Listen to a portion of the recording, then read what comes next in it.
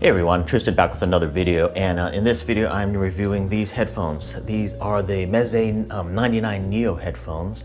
I got these for under $200, and Meze is a Romanian company, but these are actually made in China. But they're getting a lot of, I don't know, for lack of a better word, press right now, because they're just starting to ship their top of the line planar dynamic headphones called the Meze Empyreans. Those are $3,000 headphones, and I'll talk about my thoughts on those after I review these, because I did hear those at a show. But somebody left a comment recently saying, what IEMs do I like? What do I use when traveling? And I actually don't like IEMs. They just aren't comfortable in my ears, and I can't really wear them, so I try to avoid those. I haven't really reviewed hardly any IEMs in my channel, maybe one or two just earbuds, but not really IEMs, just because I can't really wear them. So what my travel headphone of choice has been lately is the Bose QC35 noise canceling headphones. And those are great for on the plane. They have really excellent noise cancellation. And if you take long plane rides a lot, they're kind of a must-have. But I found that the audio quality on them wasn't really up to par for my liking.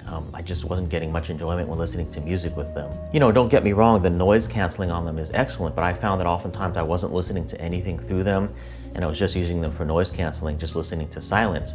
And they work really well for that, but I just wasn't enjoying my music through them very much. They just don't really have much of an audiophile quality in terms of the music. They're great for movies and podcasts, however. But anyway, I ended up selling those and getting these instead fairly recently. And I think these are kind of a nice travel headphone because they're pretty light and compact. And also, let me just show you here real quick. They also come with a really cool sort of hard case. And this is really compact and small, and you can put this in a backpack or bag really easily and take it with you. I'll show you the inside as well. So it's got kind of this, I don't know what you call it, this kind of an EVA type. And then inside it's got sort of nice padding, and the headphones fit right in there. I'll show you that. So normally you would detach the detachable headphone cable, but you can kind of see the headphones just fit perfectly in there, and then the case closes up very nicely. So the headphones don't fold up or anything, but they fit perfectly in the case. And then in here you get your headphone cable, your 1/4-inch adapter, as well as a little airline adapter as well, and this kind of fits in the middle. So anyway, it's a nice small compact package for traveling, and I'm getting better quality than I was with the Bose, with these for sure when I travel, so I'm getting more enjoyment that way. So let's first talk about the design and sort of build quality of these, and then we'll talk about the sound quality. But first, let me show you the box that they come in. So this is the box that they come in, and it's got a nice packaging. And I'll show you the inside of the box. It's kind of nicely padded with foam and all that. It kind of opens like a book. So these are 26 ohm headphones. Let's talk about the design and build quality, and then we'll talk sound quality. And these are the 99 Neo model, which is a newer model. The original 99 model was called the 99 Classics, and they had walnut ear cups. So these have sort of a matte textured plastic ear cup, but I think it looks pretty modern and cool, as you can see.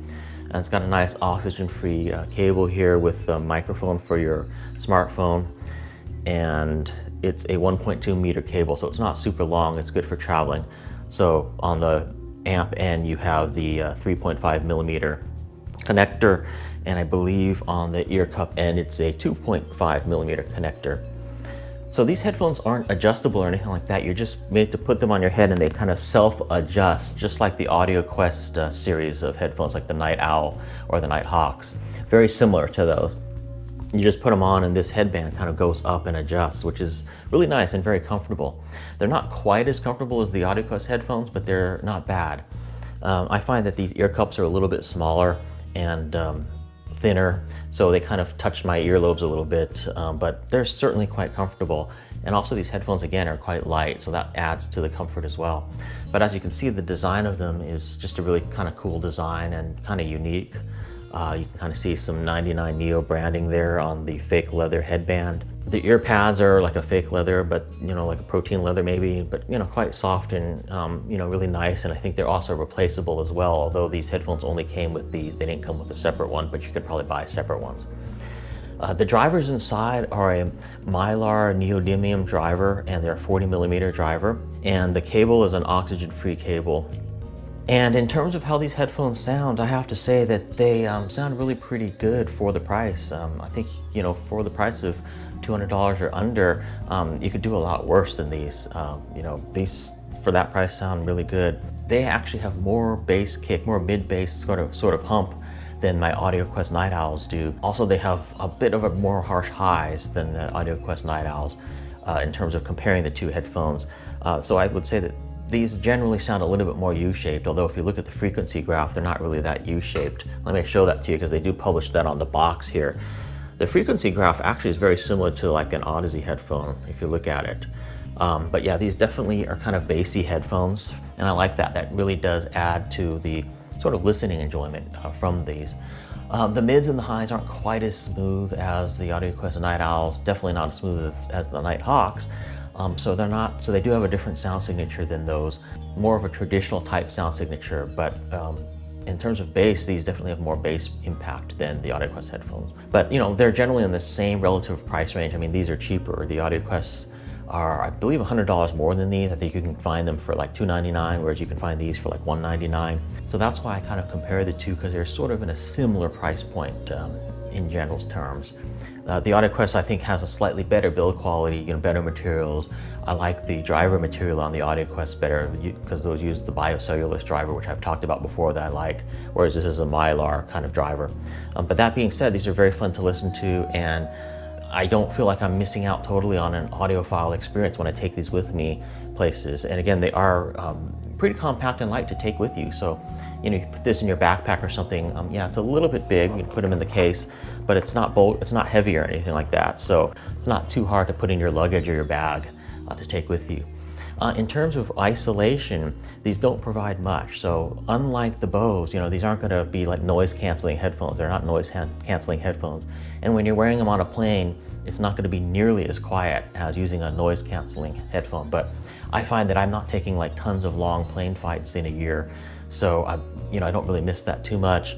And I much prefer to have the better audio quality of these versus the Bose, you know, in my sort of arsenal of headphones. The Bose, in terms of audio quality, tend to sound kind of a little bit smeared and stuff like that in the details, whereas I don't really get that with these. When comparing these, however, to higher end headphones, I find that they're not quite as precise. The soundstage is not quite as precise. The instrumentation in the soundstage I can't place as easily as I could with, say, a higher end headphone like an Odyssey or something like that. But again, for the price, these headphones are really fun to listen to. They're not overly fatiguing, they're not overly bright or brittle. They have, I would say, a euphonic sound signature with a mid-bass hump that's really involving, and especially with like rock music or hip hop or rap, it really kind of gets you moving.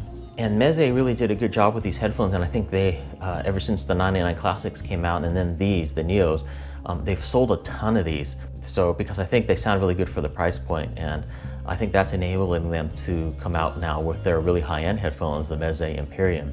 Now, I've heard that these actually sound a little bit different, a little bit more of a refined sound signature than the Walnut versions. The Walnut versions is the earlier version. They're called the 99 Classics, and they're more expensive. I believe they're like $60 to $100 more than the plastic versions, but I've actually heard that the plastic versions sound a little bit better, not quite as brittle and harsh highs, and that's due to the ear cup material. You know, I think the wood ear cups can tend to resonate a little bit more than these plastic ones. The plastic ones probably tend to be a little bit more rigid, and you can kind of hear that if I kind of tap on them.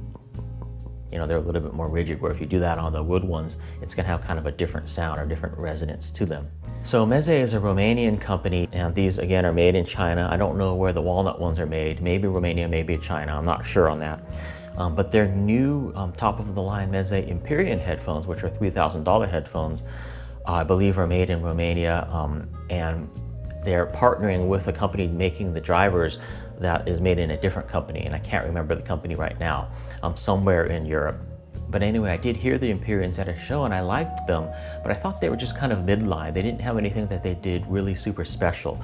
They sounded very, in terms of the sound signature, very similar to the 99s actually. They didn't, unlike the Odysseys, they didn't have sort of a really kind of like euphonic and kind of creamy, rich, sort of warm sound. They just sort of sounded like pretty good headphones across the board and across the frequency spectrum. The Meze Empyreans, however, were very, very comfortable and also do look really cool. So those are just my sort of short take on those headphones. Not really a total review, but I did hear them at a show, and so I did want to talk about that since I'm talking about Meze. The other thing about the Empyreans is they're $3,000 and the company is based in Romania. So if you need warranty service or something like that, it might be a little bit of an issue, you know, getting service for them or having to send them back to Romania. Whereas you look at a company like Odyssey or something, you're just sending them within the United States to California, which is a lot easier. And also other companies, you know, that are bigger and more established probably have service centers or whatever in the United States, such as Sennheiser, that you can send them to and stuff like that. So when buying headphones, that's something to take into consideration. So all in all, the Meze 99 Neo headphone is really a nice headphone for the price of under $200. It's a really good headphone to travel with because it's quite convenient to take with you with the included case and the, you know, relatively compact form factor of it and weight of it. It is a quite comfortable headphone to wear, and you know, for the price, I think it sounds really good as well. You know, quite involving, very listenable, can be driven directly out of a smartphone quite easily. It's got a sensitivity of 103 dB at 26 ohms, so it's really quite easy to drive. Sounds fine, like directly out of something like an iPhone. And it does actually scale pretty well up to, you know, like listening through an app when I travel or whatever, or when I want to just listen around the house. I use the, I oftentimes use the Cord Hugo 2 or the Cord Mojo, and this plugs directly into that. And I do hear those benefits, you know, so these do kind of benefit from an amp, but it's not necessarily a 100% requirement to drive these. Although, of course, adding an amp and an external DAC from your smartphone or whatever is going to add a lot of audio quality because, you know, you're just upgrading the components both in terms of power, in terms of DAC when you're doing that. But anyway, yeah, really good headphones for the price. See the description field for pricing and availability. And again, for under $200, I think these headphones are really going to be hard to beat. Questions, comments, or feedback, please feel free to leave them in the comments field. And thanks for watching this video, and I'll see you in my next video.